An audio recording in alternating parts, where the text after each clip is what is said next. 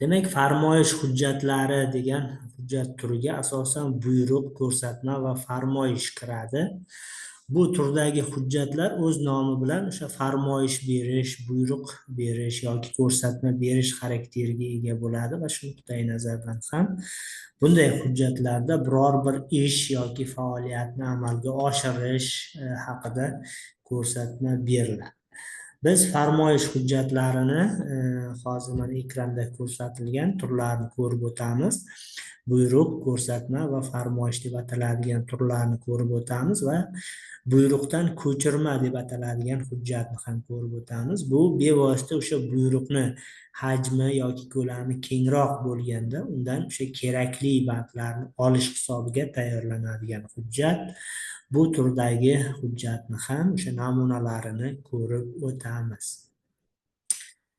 Xo'p, demak, farmoyish hujjatlarini ichida eng o'sha ko'p va ahamiyatli tarzda qo'llanadigani bu buyruq hisoblanadi. Buyruq bevosita o'sha birinchi rahbar, ya'ni tashkilotning birinchi rahbari tomonidan chiqariladigan hujjat. Ko'rsatma yoki farmoyish kabi hujjatlar esa tashkilotning rahbari bilan birgalikda tashkilot rahbarini o'rinbosarlari, muovinlari yoki o'sha korxonani tarkibidagi bo'linmalarning boshliqlari tomonidan ham chiqarilishi mumkin.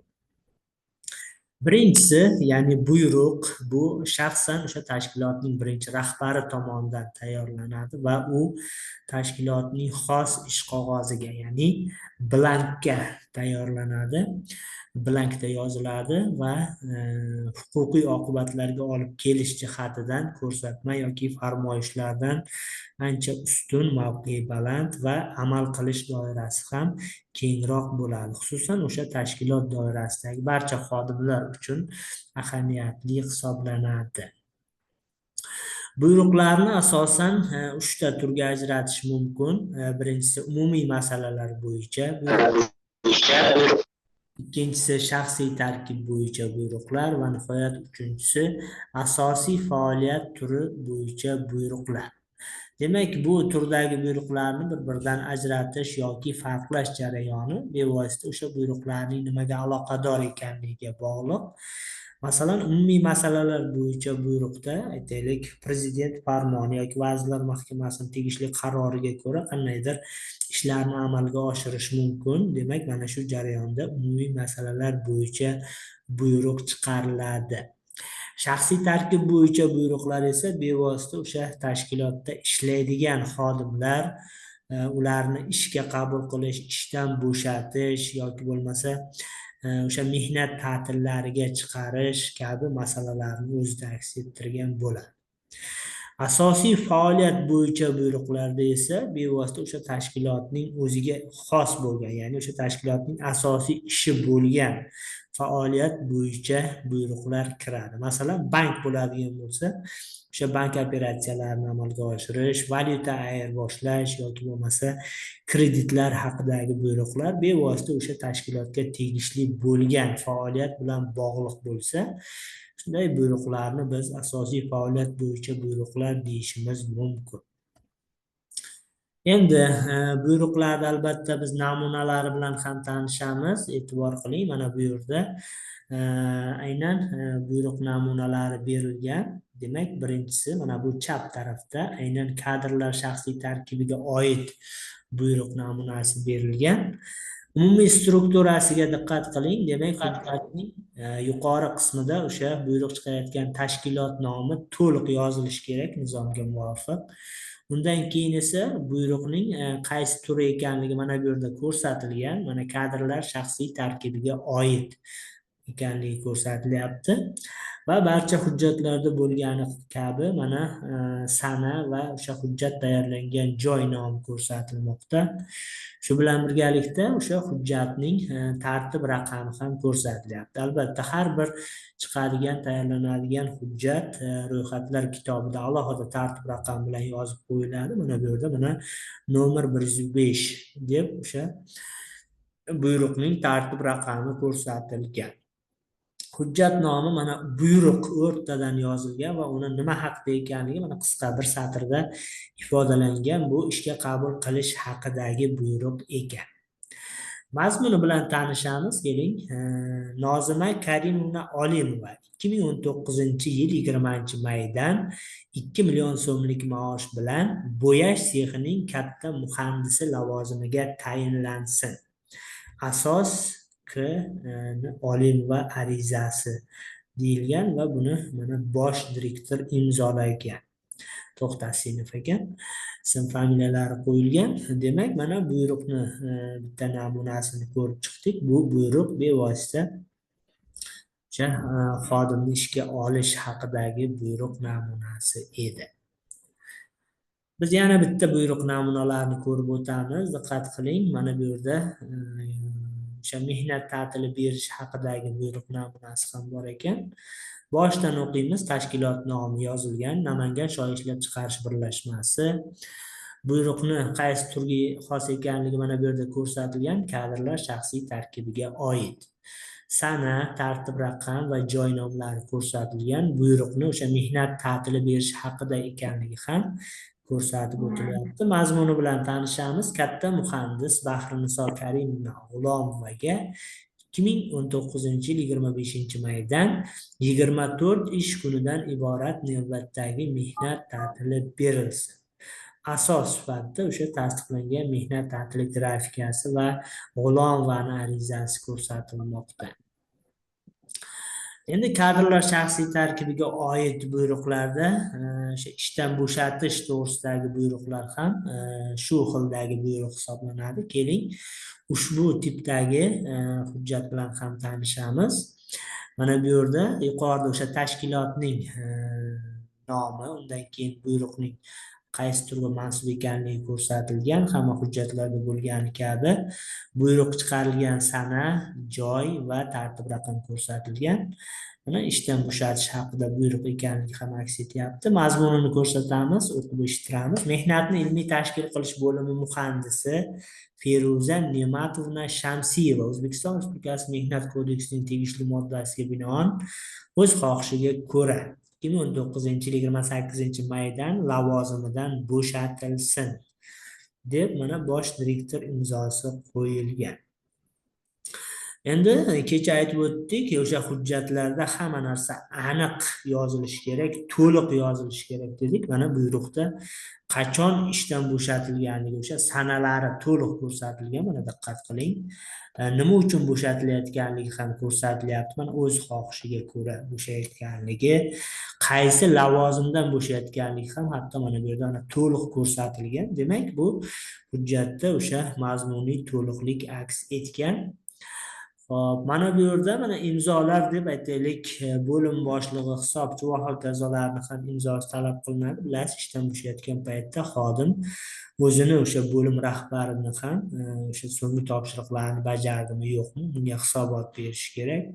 Shuningdek, hisobchi bilan ham o'sha so'nggi kompensatsiya yoki bo'lmasa foydalanilmay qolgan mehnat ta'tili bo'yicha hisob kitoblarni amalga oshirish kerak, yoki kasaba uyushmalari uni rostdan o'z xohishiga ko'ra bo'shayotganligini ular ham xabardor bo'lishi kerak. Shundan keyin ularni ham imzolari qo'yilgandan keyin hujjat rasmiy kuchga ega bo'ladi. Endi bizda buyruqlarni aytaylik turlarida o'sha shaxsiy tarkibga oid bo'lgan buyruqlar nisbatan ko'proq, chunki har bir xodimni boya aytib o'tganimizdek ishga qabul qilish, mehnat ta'tiliga chiqarish yoki bo'lmasa xizmat safariga yuborish haqidagi buyruqlar nisbatan ko'proq. Mana bu yerda o'sha xizmat safariga yuborish to'g'risida alohida bir buyruq bor ekan. Keling, shu bilan tanishib o'tamiz. Tashkilot nomi yozilgan. O'zyog'moy sanoat assotsiatsiyasi Andijon yog'moy aksionerlik jamiyati. Shaxsiy tarkibga oid buyruq ekan. Bu 2019-yil 25-yanvar sanasida chiqqan Andijon shahrida. Buyruq raqami 17-sonli ekan. Xizmat safari haqida deb nima haqida ekanligi yozib qo'yilgan. Mazmuni bilan tanishamiz.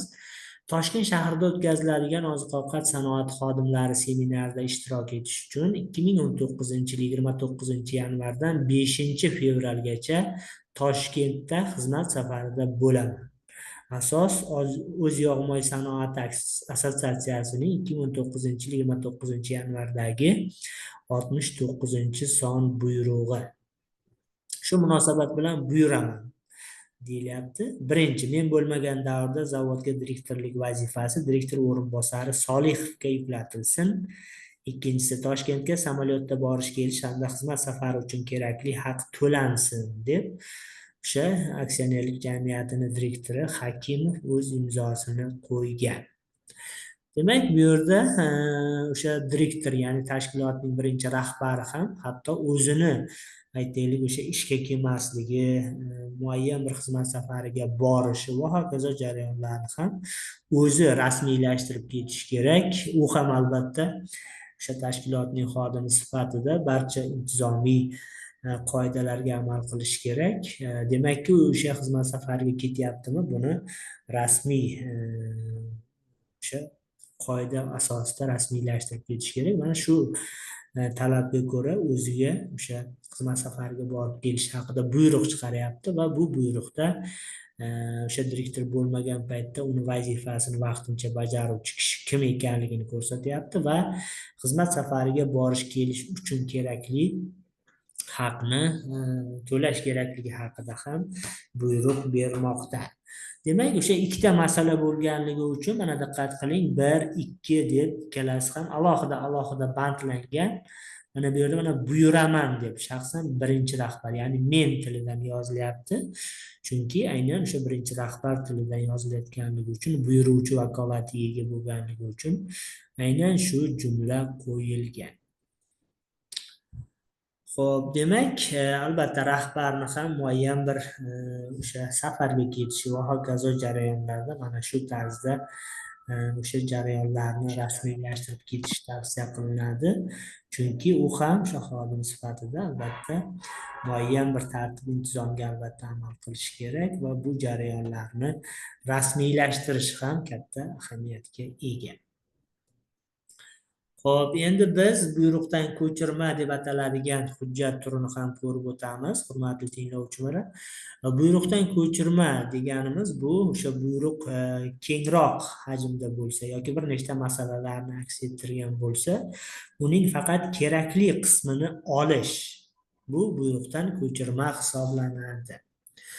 Buyruqdan ko'chirmada o'sha buyruq qilinayotgan qismlar 1, 2, 3 deb bandlangan bo'lsa, masalan mana bu buyruqda mana birinchi band, ikkinchi band deb o'sha har bir buyruq bandlanyapti.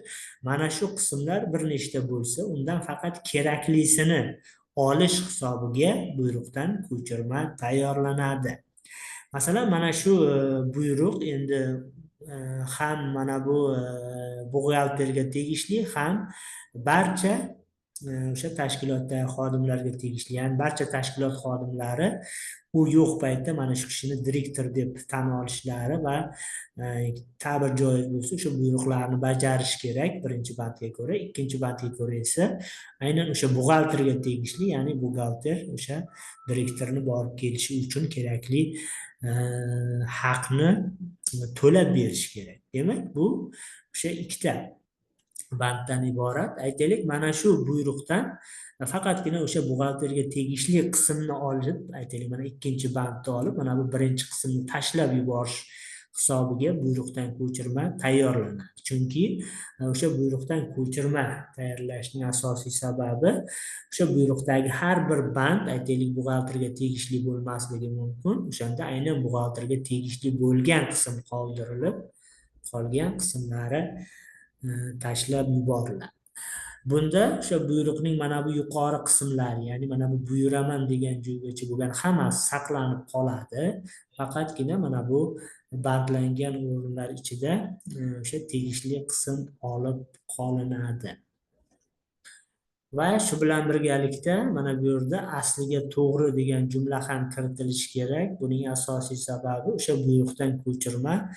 Buyruqda berilgan jumlalarni faqat o'sha asliga muvofiqligini tasdiqlash kerak. Ya'ni faqat bitta yoki ikkita band, nechta band tashlab yuborilgan bo'lsa ham qolgan bandlar asliga muvofiq olingan, orasiga so'z yoki bo'lmasa jumla qo'shib yubormaganligini tasdiqlash uchun ham o'sha ko'chirmani berayotgan kishi, xususan kotib, mana buni yozish kerak. Ya'ni asliga to'g'ri degan jumlani kiritib o'z imzosini qo'yishi kerak. Keling biz buyruqdan ko'chirma namunasi bilan ham tanishib o'tamiz. Mana bu yerda Yangiyo'l Lazzat birlashmasida buyumlar va moliyaviy yo'qlama o'tkazish haqidagi buyruqdan ko'chirma namunasi bor ekan. Bu ham mana buyruqda aynan shakliga o'xshash, ya'ni mana bu yerda sana, joy nomi va buyruqning tartib raqami to'liq ko'rsatilgan. Mana bu yerga hujjatning nomi emas, balki buyruqdan ko'chirma deb qo'yilgan. Ya'ni bevosita buyruqning tegishli qismlari olinganligi uchun ko'chirma ekanligi ko'rsatilmoqda. Va mana bu bandlangan qismlarda aytaylik bir nechta 1, 2, 3, 4 deb bandlangan bo'lishi mumkin, lekin bu yerda faqat birinchi band olinyapti. Chunki aynan shu birinchi band, masalan Karimov degan kishiga shu narsa kerak bo'lganligi uchun shundan ko'chirma qilib tayyorlab berilgan. Qolgan bandlar esa Karimovga tegishli bo'lmaganligi uchun bu yerga kiritilmagan. Keling, buni mazmuni bilan tanishib o'tamiz.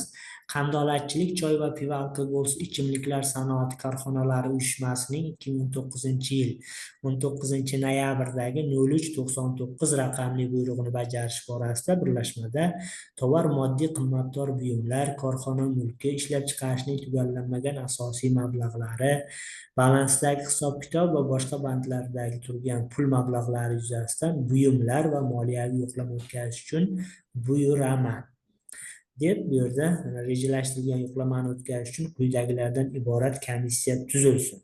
Karimov rais deyilgan. Demak, o'sha komissiyani a'zolari va hokazolar 2-3 bandda ko'rsatilgan bo'lishi mumkin, lekin aynan rais kim ekanligini o'sha birinchi bandda ko'rsatilgan. Aynan o'sha birinchi band olinyapti. Qolgan bandlar ko'rsatilmasdan mana direktor imzosi qo'yilgan va kotib, ya'ni shaxsiy referent asliga to'g'ri degan jumlani yozib, ushbu ko'chirmani buyruqdagi jumlalar bilan aynan bir xil ekanligini tasdiqlab, imzolab bermoqda. Demak, bu aytaylik o'sha kasaba uyushmasi qo'mitasi raisi bo'lgan Karimovni aynan mana shu tekshiruv jarayonida rais sifatida faoliyat yurishini asoslovchi hujjat hisoblanadi. Xo'p, bizda yana bitta buyruqdan ko'chirma namunasi bor. Diqqat qiling, bu ham o'sha Yangiyo'l Lazzat birlashmasi tomonidan chiqarilgan buyruq.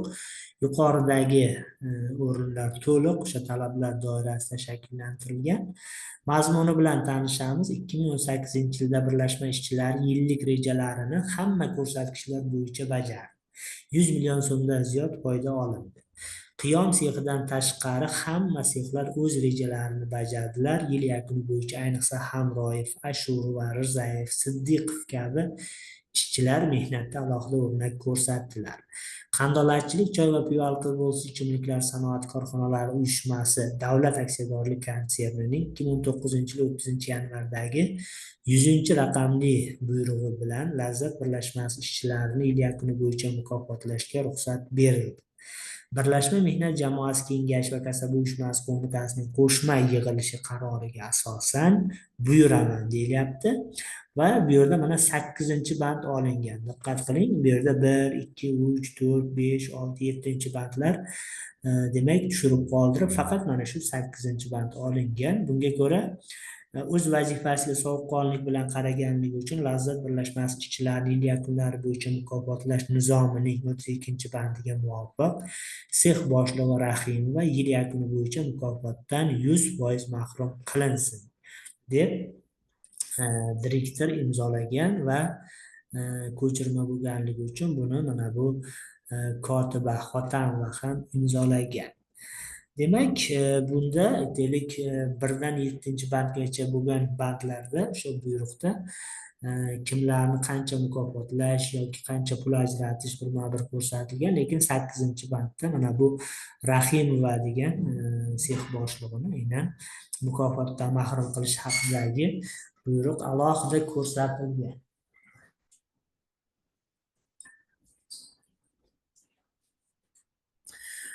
Xo'p, demak buni ham o'sha kotiba tomonidan asliga to'g'ri degan jumla bilan tasdiqlanganligiga diqqat qiling. Demak, o'sha ko'chirma bo'ldimi? Demak, bunda albatta o'sha buyruq bilan mosligini tasdiqlab, kotiba, shaxsiy referent yoki o'sha devonxona xodimlari tasdiqlab berishi shart.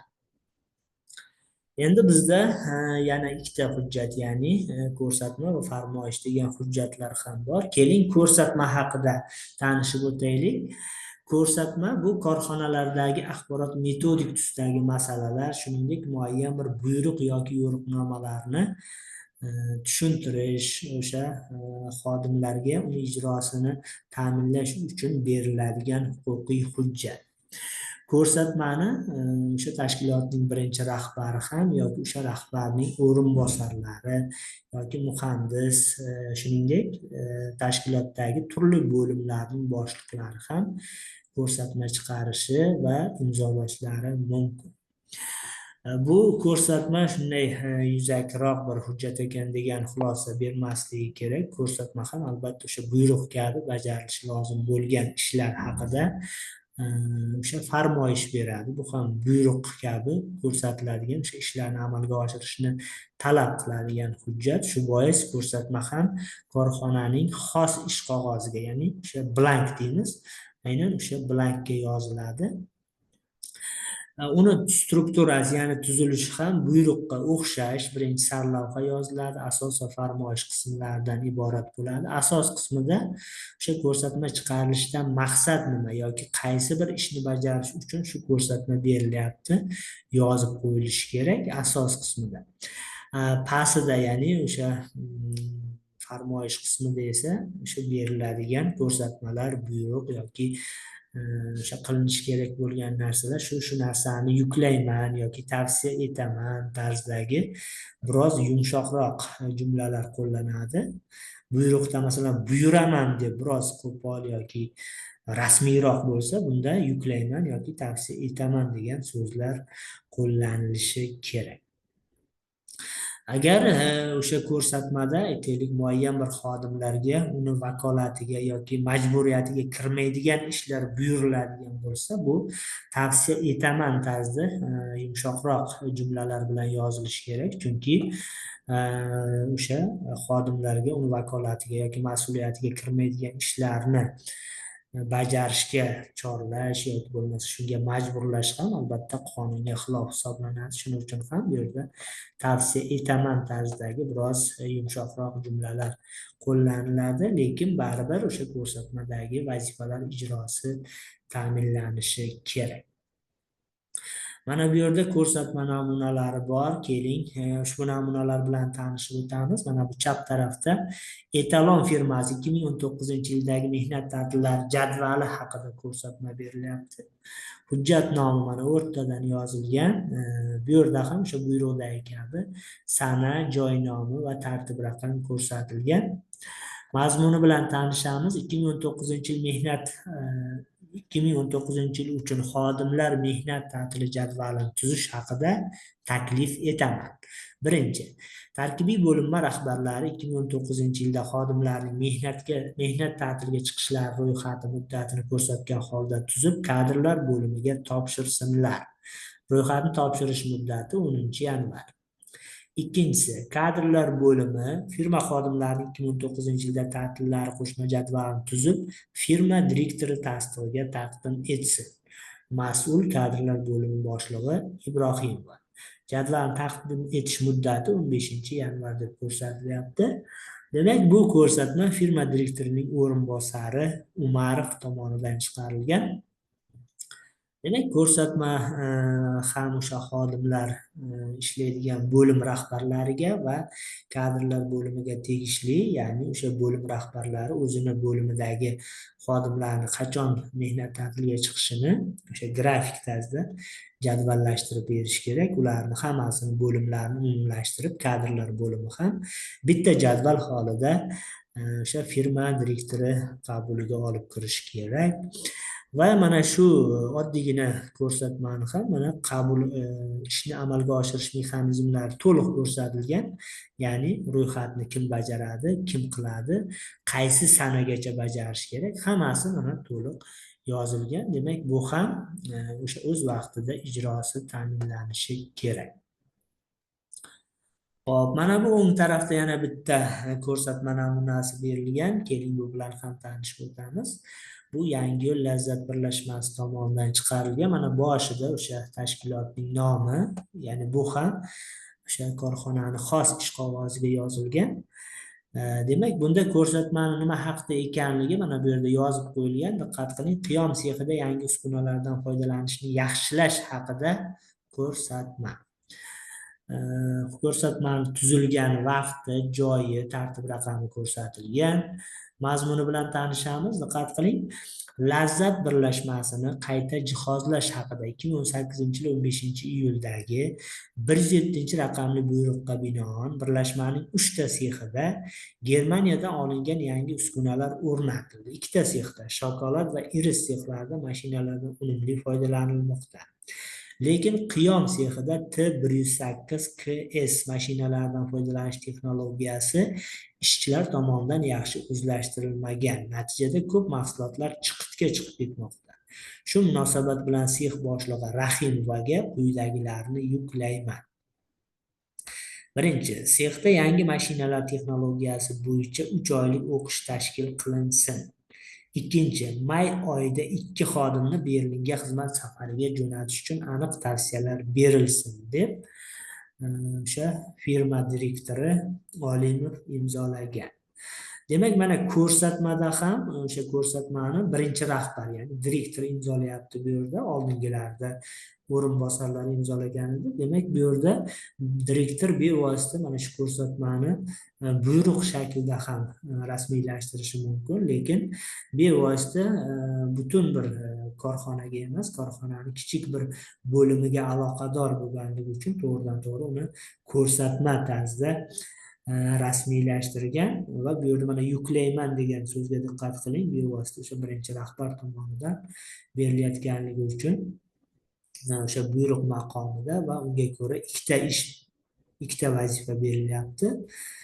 Mashina texnologiyalarini o'rganish bo'yicha o'qish tashkil qilish va ikkinchisi o'sha xodimlarni yaxshiroq o'rganish yoki o'sha uskunadan foydalanishni targ'ib qilish maqsadida Berlinga yuborish bo'yicha tavsiyalar berilsin degan ko'rsatma berilmoqda. Xo'p, endi hurmatli tinglovchilar, bizda yana bir farmoyish hujjati bor. Bu farmoyish deb ataladi. Farmoyish hujjatlari o'zi 3 ta: buyruq, ko'rsatma, farmoyish. Va mana shu farmoyish hujjatlarining 3-inchisi bu farmoyish hisoblanadi. Farmoyish bu odatda korxona ma'muriyati yoki undagi bo'limlarning rahbarlari tomonidan chiqariladi va ko'rsatma yoki bo'lmasa buyruqqa nisbatan torroq doiradagi masalalarni va tezda hal qilinishi kerak bo'lgan masalalarni, ya'ni muddati cheklangan masalalarni hal qilishga yo'naltirilgan bo'ladi. Farmoyishni matni ham xuddi buyruqniki singari 2 ta qismdan iborat, ya'ni kirish qismi va asosiy farmoyish qismidan iborat. Kirish qismida o'sha buyuraman degan so'zni o'rniga tavsiya qilaman yoki ruxsat beraman degan yumshoqroq jumlalar qo'llaniladi, chunki bilasiz, o'sha buyuraman degan so'z ko'proq o'sha buyruqlarda qo'llaniladi, lekin mana bu tavsiya qilaman, ruxsat beraman kabilar farmoyishda ko'proq qo'llaniladi. Endi bizda mana bu yerda farmoyishga namunalar bor. Keling, mana bu farmoyish namunasi bilan tanishib o'tamiz. Yangiyo'l Lazzat birlashmasi tomonidan chiqariladigan farmoyish ekan. Mana tashkilotning nomi yozilgan. Bu yerda o'sha hujjatni tayyorlangan sanasi, joyi ko'rsatilgan, farmoyishi nima haqida ekanligi yozilgan. Lazzat birlashmasida Novot sexi ishini qayta tashkil etish haqida farmoyish ekan. Mazmuni bilan tanishamiz. 2015-yil yakuniga ko'ra Novotga ehtiyoj nihoyatda o'sgan. Bu mahsulotni yanada ko'proq ishlab chiqarish uchun muayyan ishlarni amalga oshirish, Xitoydan yangi jihozlar olib kelish zarur. Shu munosabat bilan quyidagilarni tavsiya etaman.